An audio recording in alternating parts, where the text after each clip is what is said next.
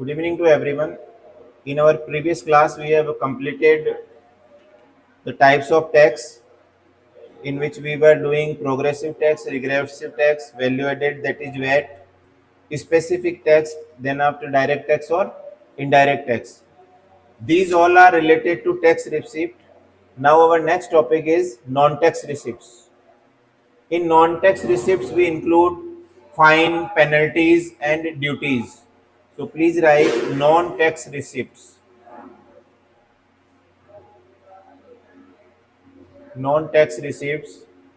In non-tax receipts, we include the followings: fee, fees, fines,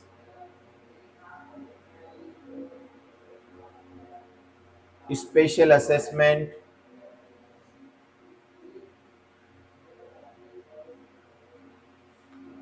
income from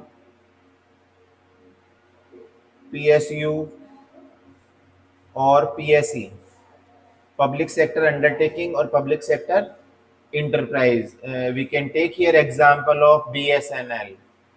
Every year, Bharat Sanchar Nigam Limited earn income through providing spectrum and telecommunication service, and the part of income is given to the government in form of revenue. Some other grants are received by the government from other government or the foreign countries. कभी कभी हमारी सरकार को other जो countries हैं उनसे help के रूप में भी पैसा मिलता है जिन देशों से हमारे अच्छे रिलेशन होते हैं. For example, if some of the developed countries to which we are having good relation, they will provide some types of help. This help can be used for the welfare of the community, and these help will be given in form of grant or donation. Grants or donation.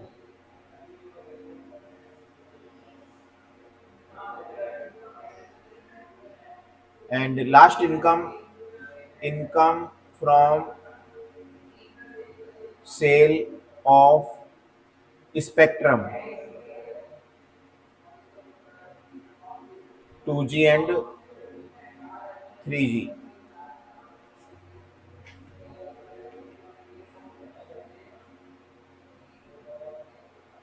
Now one by one we will discuss what is fee, fine, penalties, duties. First is fee, fees.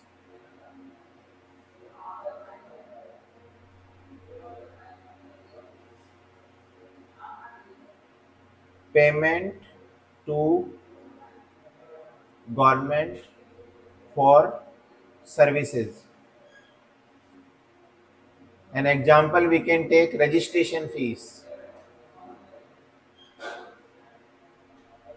Registration fees. Suppose that we are making birth certificate from statistical department.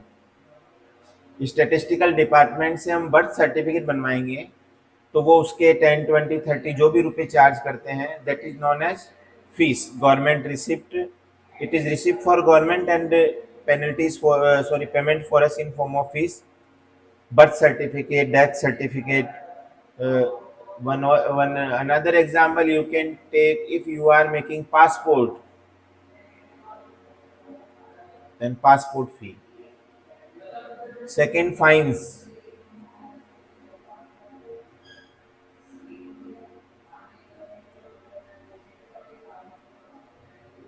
Payment to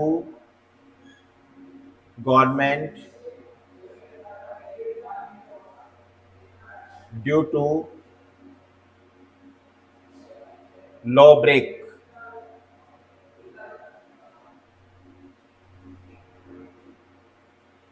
कानून यदि हमने तोड़ दिया है तो उसके लिए जो पेमेंट करना पड़ेगा वो फाइन्स होगा. One example we can take fine charged by traffic police. Yes, maybe many reason, if you are not having helmet or you are not using belt or the glass are black for four wheeler, these are not allowed. किसी भी गाड़ी में black glass नहीं हो सकते. यदि ऐसा है तो आप पे फाइन होगा और तुरंत फाइन होगा. So these types of payments are known as fines.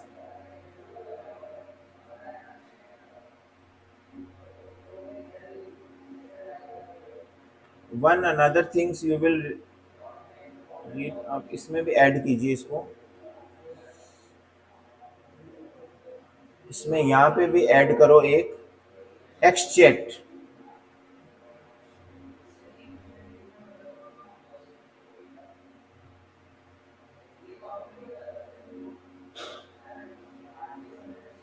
Estate इसको भी ऐड कीजिए आप। एस्टेट क्या होता है लिखिए,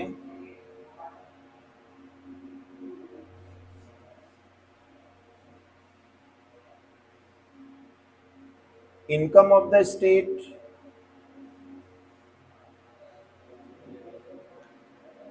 which arises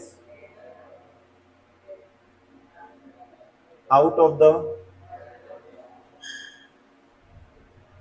property left by the people without a legal heir। मान लो कोई आदमी है, उसकी बिल्डिंग है और उसकी डेथ हो जाती है, आगे पीछे कोई भी नहीं है, कोई भी उस प्रॉपर्टी का वारिस नहीं है, तो फिर वो प्रॉपर्टी किसकी होगी? वो सरकार के अकाउंट में चली जाएगी। Such types of property is known as estate property. ऐसा कम होता है, लेकिन यदि होता है तो ऐसी प्रॉपर्टी एस्टेट होगी। जनरली कोई भी अपनी प्रॉपर्टी को पहले क्या कर देता है? नॉमिनी कर देता है। Next,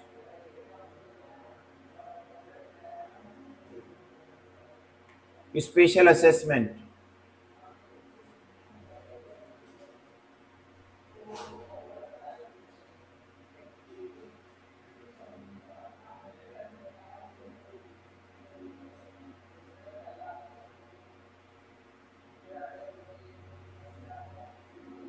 we can understand by it an example.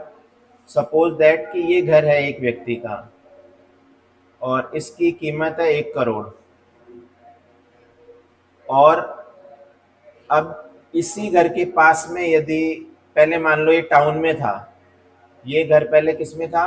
Town में था, और अब ये घर तो है ही है, लेकिन यही टाउन अब किस में कन्वर्ट हो जाता है? डिस्ट्रिक्ट में। तो डिस्ट्रिक्ट में कन्वर्ट होने पर इस बिल्डिंग की वैल्यू पहले से क्या हो जाएगी? ज़्यादा हो जाएगी। तो बिल्डिंग की वैल्यू ज़्यादा होने पर इसकी वैल्यू को एनहेंस करने के लिए हमें गवर्नमेंट को क्या देना पड़ेगा? टैक्स देना पड़ेगा। This is special assessment. यदि किसी जगह में डेवलपमेंट ज़्यादा होता है तो उसकी वैल्यू क्या हो जाती है? ज़्यादा हो जाती है। Suppose that you want to take loan, जैसे मान लो आपको इसी प्रॉपर्टी पे लोन लेना है, तो अब बैंक आपको ज़्यादा लोन दे देगी, because earlier this was situated in town, but now this town has become district. तो डिस्ट्रिक्ट होने पे उसका बिल्डिंग का वैल्यूएशन क्या होगा? ज़्यादा होगा। तो उसका वैल्यूएशन ज़्यादा होता है तो सरकार उसका क्या लेती है? टैक्स लेती है। अब आप अपनी बिल्डिंग की वैल्यू को दिखा सकते हैं। It means legal advisor will show the cost of this building more than previous. Legal advisor होगा, उसकी कॉस्ट को पहले से क्या करेगा? ज़्यादा दिखाएगा। तो ये जो डिफरेंस है 50 लैक्स का, इस 50 लैक्स पे मान लो कि 10% टैक्स लगता है, तो वो कितना हो गया? 5 लाख रुपए हो गया। तो this is special assessment fees. I think it is clear. Value addition से जब कुछ होता है तो उसका फाइन्स या फीस देंगे, वो क्या होगा? Special assessment. अगला था, already I have told you, income from public enterprises.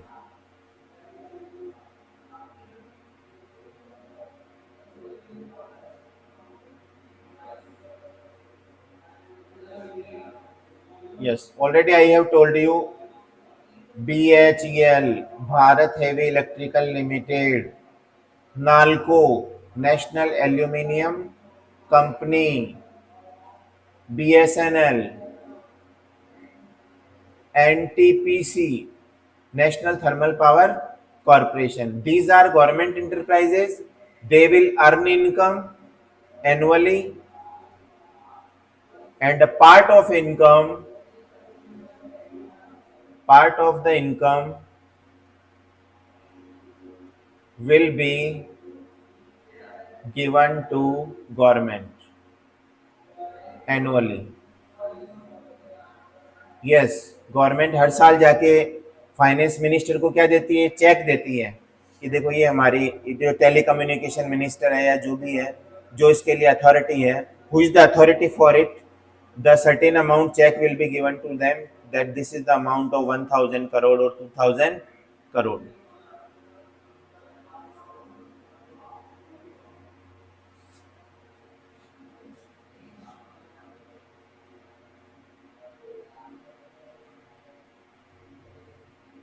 Grants.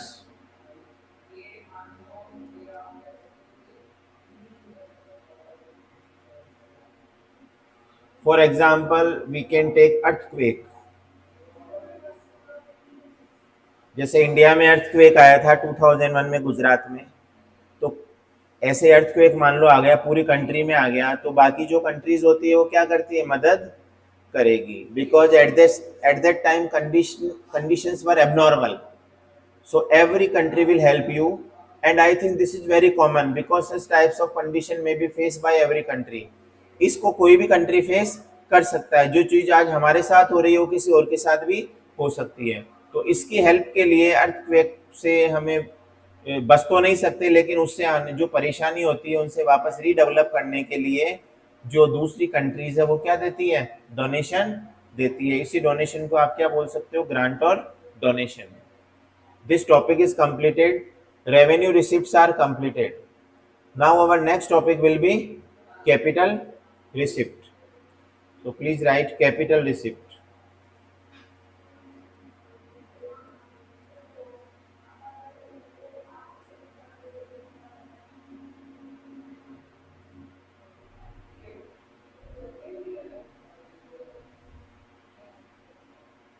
Yes. Which type of receipt we can say capital receipt? ऐसे कौन सी रिसिप्ट है जिसको आप कैपिटल रिसिप्ट कहेंगे? उसके लिए कम से कम 2 कंडीशन पूरा होना जरूरी है. फर्स्ट आप डेफिनेशन लिखेंगे, these are those receipts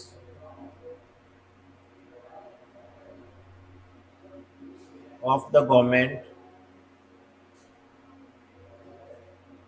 which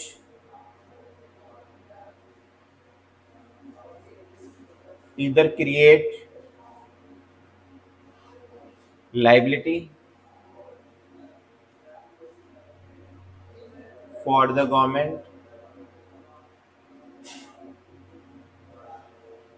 or cause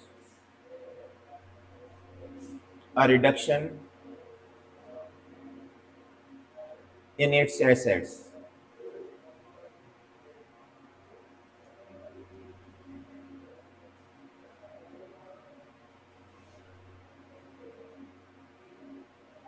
Yes, this definition is telling that it will create the liability.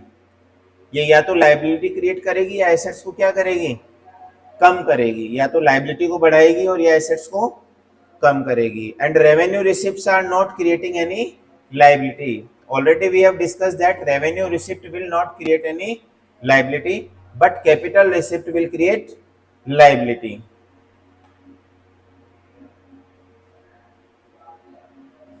Capital receipts.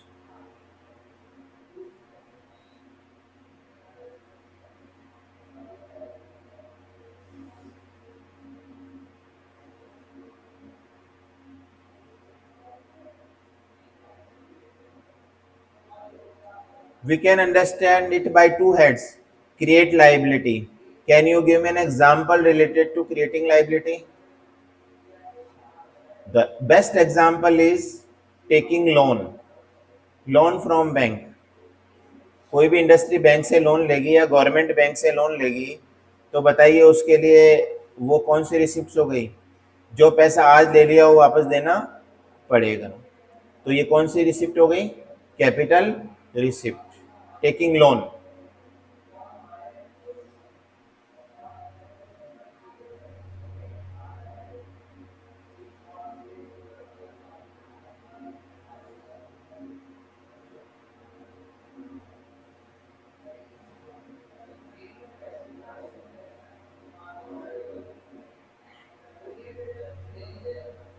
एक लोन लिया है तो इसको वापस लाइबिलिटी पे करना पड़ेगा।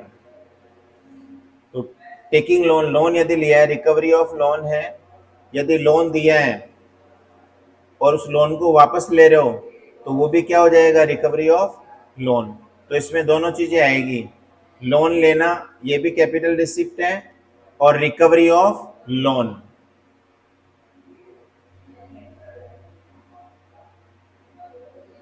Yes, what is the difference between these two, taking loan and recovery of loan? Taking loan means government is taking loan, सरकार लोन लेगी तो बताइए वापस देना पड़ेगा या नहीं? लोन लिया तो देना पड़ेगा। If government will take loan from RBI, this is capital receipt. तो बताइए लाइबिलिटी क्रिएट हुई या नहीं? yes. दूसरा, recovery of loan, already if government has given loan to public तो उस लोन की वापस क्या करेगी, वो रिकवरी करेगी। जिस लोन को पहले दिया था तो उसको वापस इंस्टॉलमेंट में लेती है या नहीं लेती है? तो वो भी किस में आएगा, कैपिटल रिसिप्ट में आएगा। क्योंकि कहीं ना कहीं है ना, वो भी गवर्नमेंट के एसेट्स को क्या करता है, कम करता है। कैश गया ना पहले, और डिक्रीज इन एसेट्स इसमें क्या आएगा, सेल ऑफ बिल्डिंग, प्लांट,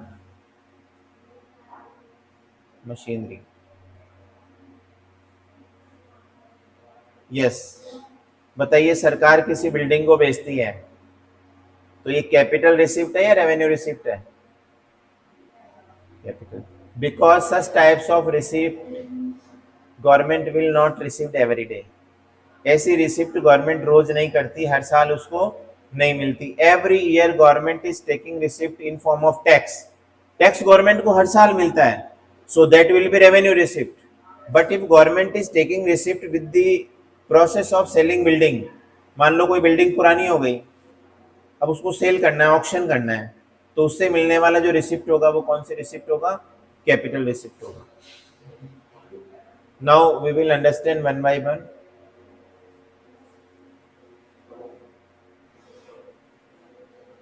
क्या होता है रिकवरी ऑफ लोन?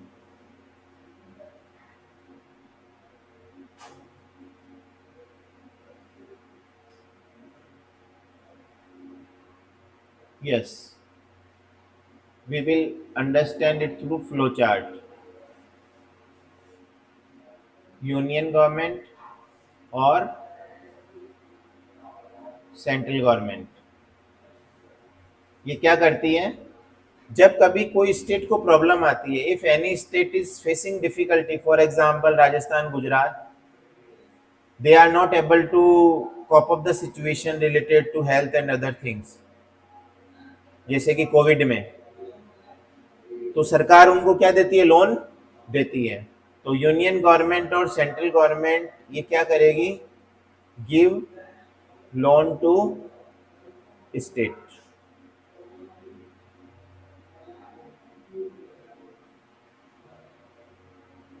अब आज लोन दे दिया और सरकार ने कह दिया at that time the Covid situation is going on and you will pay this loan after 5 years, कि आज आप लोन ले लो और 5 साल बाद इसको वापस कर देना। तो after 5 years state government will return this loan to central government. तो अब बताइए, अब भी पैसा किससे गया है, union government is giving money to state government, then after it will be recovered. तो बताइए अब इसकी रिकवरी होगी या नहीं? आफ्टर 5 years, आफ्टर 5 years क्या होगा, union government recover this loan from state government. बताइए कैपिटल रिसिप्ट है या नहीं? Reason is that such types of receipt are not related to every year. ये कोई ऐसी रिसिप्ट नहीं है कि आपको फ्री में मिल रही है। आपको यूं समझिए कि जो फ्री में मिलती है वो कैपिटल रिसिप्ट नहीं होती, रेवेन्यू रिसिप्ट होता है जिसके लिए कोई भी लाइबिलिटी क्रिएट नहीं होती। और best example is tax, tax सरकार रिकवर करती है, वापस नहीं देना पड़ता। So tax collection is revenue receipt, and collection recovery of the loan is capital receipt. Next अभी मैंने बताया था आपका बोरोविंग्स एंड अदर लाइबिलिटीज.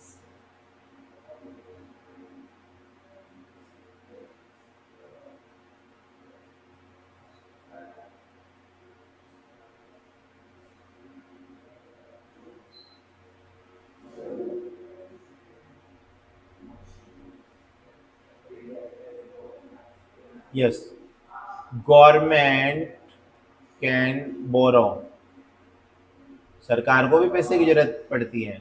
सरकार किससे बोरो कर सकती है, किस से कर सकती है बताइए? पब्लिक से.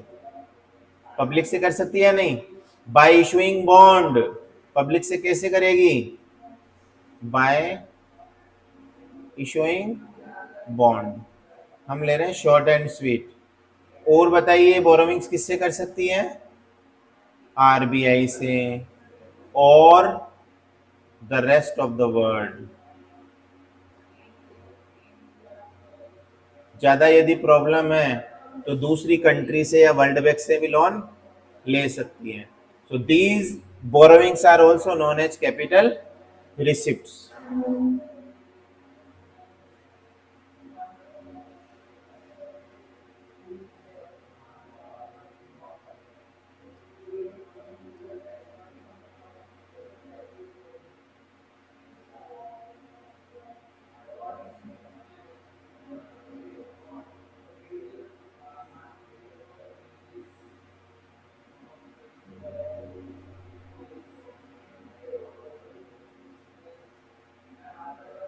Other receipt means we have two option. Liability will reduce, liability will increase or assets will reduce. Yes, other receipt. Union government या सेंट्रल गवर्नमेंट, इसके पास क्या है? शेयर है.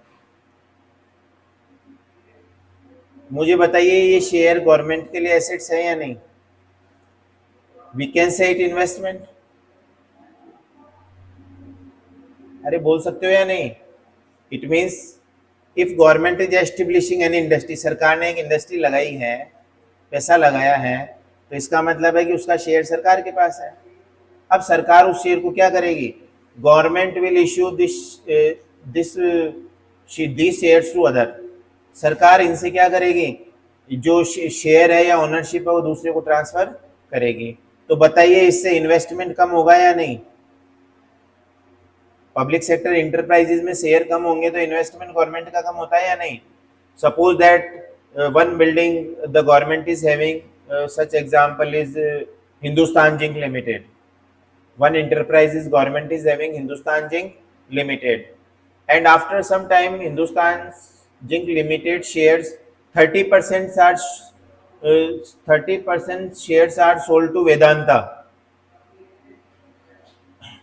सरकार ने अपनी इन्वेस्टमेंट का 30% शेयर किसको दे दिया? वेदांता को. तो बताइए अब सरकार का इन्वेस्टमेंट कितना रह गया?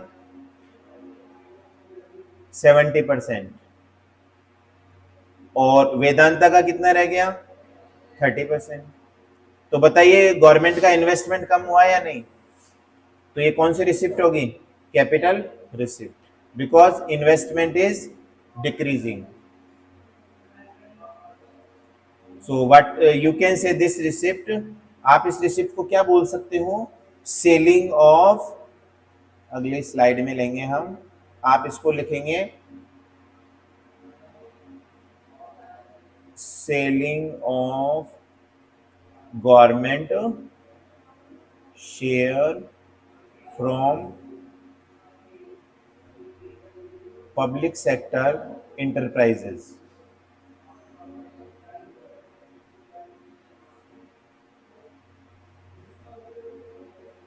ये पब्लिक सेक्टर इंटरप्राइजेस की कैपिटल को इससे क्या हो जाएगी? कम हो जाएगी. Dear student, this is also known as district investment. This topic is related to class 11. ये टॉपिक आपके क्लास 11th में भी था, डिस इन्वेस्टमेंट. एक तो होता है इन्वेस्टमेंट, पैसा लगाना, तो इन्वेस्टमेंट एसेट्स है या नहीं, we can say that investment is assets. अब डिसइन्वेस्टमेंट करेंगे तो एसेट्स क्या होगी, कमी तो होगी। Disinvestment means investment is reducing, तो इससे एसेट्स क्या होगी, कम होगी। एसेट्स कम होगी और उससे पैसा मिल रहा है आपको।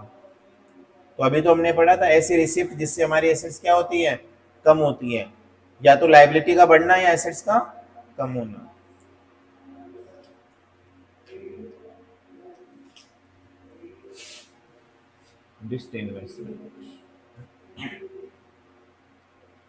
Next topic is budget expenditure. Earlier we were discussing about receipt. Now we will read about expenditure. अब तक हमने receipt के बारे में पढ़ा है.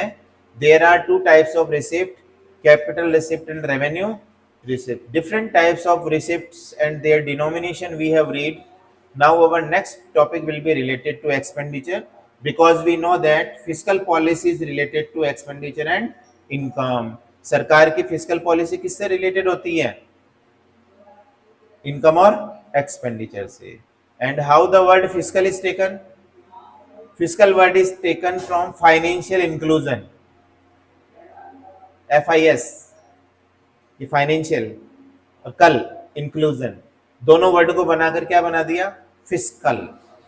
कभी कभी बच्चे पूछते हैं फिजिकल क्या होता है। Physical policy is related to financial inclusion policy. It means by this process government will decide that from where we will collect the resources and how we will use the resources. In other word, we can say fiscal policy is related to the policy which is related to income and expenditure. So please write budget expenditure.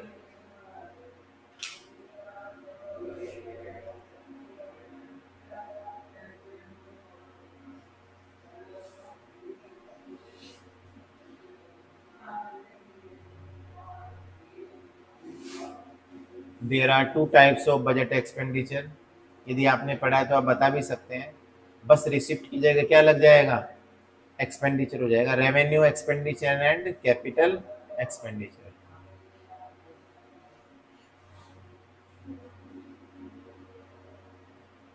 Revenue expenditure and capital expenditure.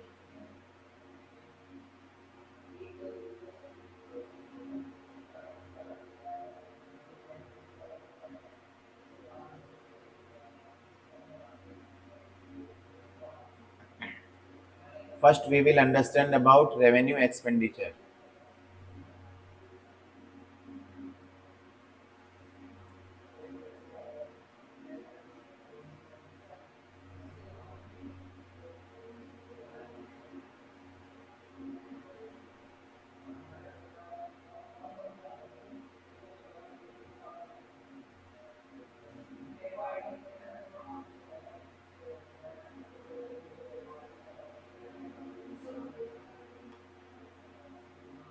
ये देखो, ये liability का मामला है। यहाँ पे भाई वही बात आ गई कि रेवेन्यू रिसिप्ट से क्या हमारी कोई लायबिलिटी बढ़ती थी, सरकार को पैसा मिलता है टैक्स के रूप में, क्या उससे सरकार की लायबिलिटी बढ़ती है, गिव आंसर, नो। जब लायबिलिटी नहीं बढ़ती है तो यहाँ लायबिलिटी कम भी नहीं होगी। ये ऐसा पैसा है कि इससे कोई भी लायबिलिटी कम नहीं होगी। और इसका एग्जाम्पल मैं आपको बता देता हूँ, आपकी तुरंत समझ में आ जाएगा कि सर पैसा भी चला गया और कोई लायबिलिटी कम भी नहीं हुई। Government is spending a lot of money in government hospitals for patient in form of medicine. सरकार गवर्नमेंट हॉस्पिटल में पेशेंट को मेडिसिन देती है, वो बिल्कुल क्या होती है, फ्री होती है। क्या उससे कोई नई चीज बनती है, बनेगी कोई नई चीज, वो पैसा ऐसे ही जा रहा है। बताइए रेवेन्यू एक्सपेंडिचर है या नहीं। तो पैसा आने से जैसे लायबिलिटी नहीं कम हो रही थी, बढ़ नहीं रही थी, तो ऐसे पैसा जाने पर लायबिलिटी कम भी नहीं होगी। तो इसकी डेफिनेशन क्या होगी,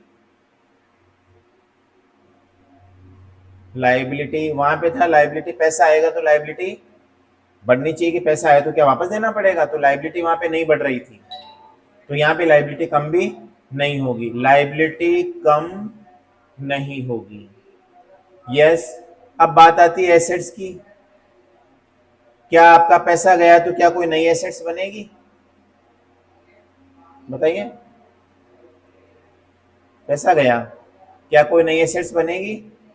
तो यहाँ पे कोई नई एसेट्स भी नहीं बनेगी। वहां पे लाइबिलिटी बढ़ भी नहीं रही थी, तो अब यहाँ पे लाइबिलिटी कम भी नहीं होगी। पैसा भी चला जाएगा लेकिन आपकी कोई लाइबिलिटी कम नहीं होगी और न ही कोई एसेट्स बनेगी। Government is spending money on medicine, क्या उससे कोई नई बिल्डिंग बनती है? नो, मेडिसिन खाई और खेल खत्म। मैं समझता हूँ कि एसएमएस की बिल्डिंग में जितना पैसा लगा होगा उसका शायद 100 गुना तो आज तक है ना पेशेंट दवाइयाँ खा गए होंगे। बिल्डिंग आज नजर आ रही है बट मेडिसिन जो स्पेंड की उनका कोई पता नहीं है। तो वो कौन से एक्सपेंडिचर होंगे? रेवेन्यू एक्सपेंडिचर, जिनसे कोई लाइबिलिटी कम नहीं होती और न ही कोई नई एसेट्स बनती है। Please right it's definition. ये तो एक मैंने आपको समझाया है, इसकी डेफिनेशन लिखिए आप कि रेवेन्यू एक्सपेंडिचर होता क्या है।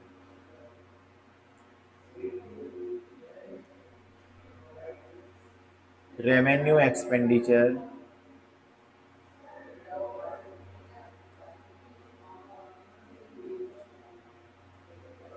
these expenditure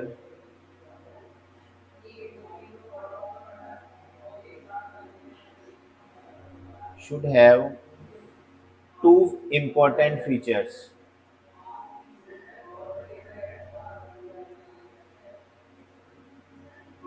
इसके दो इंपॉर्टेंट फीचर होने चाहिए जब हम कहेंगे कि रेवेन्यू एक्सपेंडिचर है। फर्स्ट, इट, ये आप डेफिनेशन में लिखेंगे, it does not create any assets for the government, and B, it does not cause any reduction in liability of the government.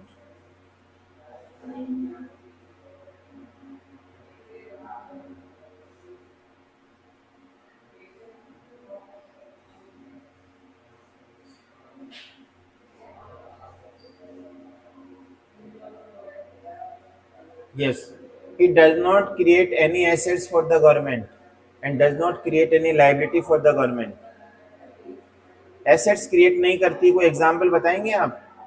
जैसे सरकार देती है पेंशन, देती है, रिटायरमेंट व्यक्ति को क्या देती है? पेंशन। और क्या देती है?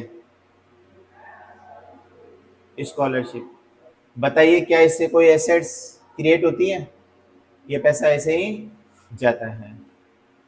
और कोई ऐसा एग्जाम्पल दो कि पैसा भी चला जाए और कोई लाइबिलिटी कम ना हो। जैसे सरकार ने डोनेशन दिया, donation to state for covid problem.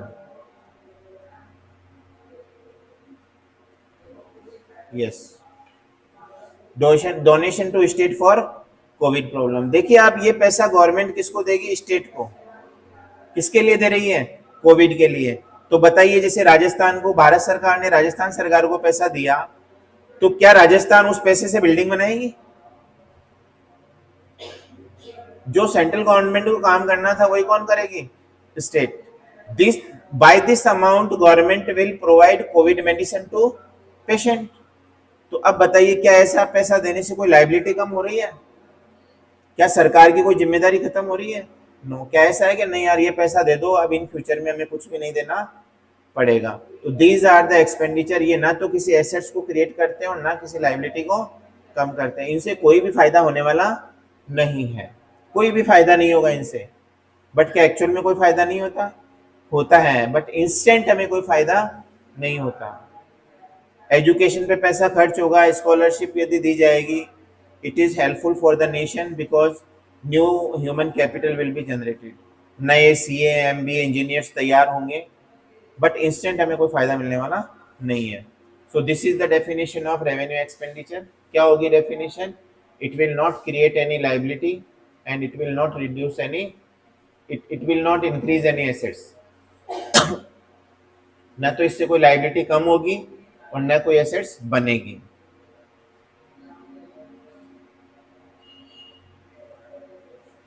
We have 2 minutes, so I am writing some of the point related to revenue expenditure of Indian government. ये छोटा सा पॉइंट है, आप लिख लीजिए. 5 मिनट का टॉपिक है. Important items of revenue expenditure in Indian government budget. हमारा जो गवर्नमेंट ऑफ इंडिया है उसके बजट में ये रेवेन्यू एक्सपेंडिचर होते हैं, मतलब ये खर्चा गवर्नमेंट हर साल करती है. First, wage bill of the government.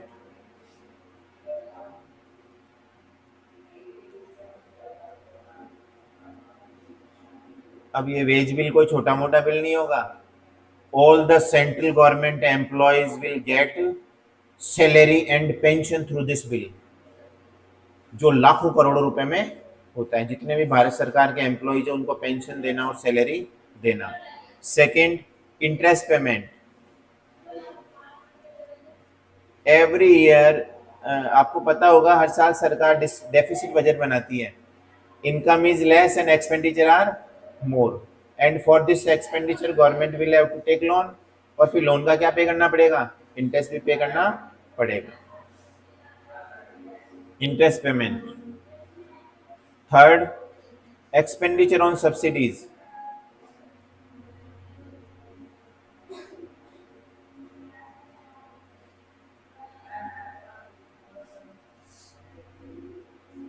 Subsidy देने पर होने वाला खर्चा. This subsidy is given to public by government machinery. लोगों तक सब्सिडी का पैसा पहुंचता है, उसलिए सरकार को क्या करना पड़ता है? बहुत कुछ खर्च करना पड़ता है. तो दिस इज रेवेन्यू एक्सपेंडिचर. किसान सम्मान निधि में पैसा आता है ना, ऐसे आ जाता है जादू से? नो, वहाँ पे जो ऑफिसर्स हैं उस पैसे को क्या करते हैं? सीड करते हैं. तो ये रेवेन्यू एक्सपेंडिचर होगा. Last, defence purchase.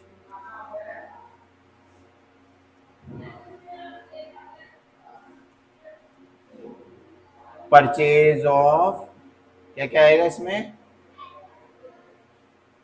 Purchase of weapon और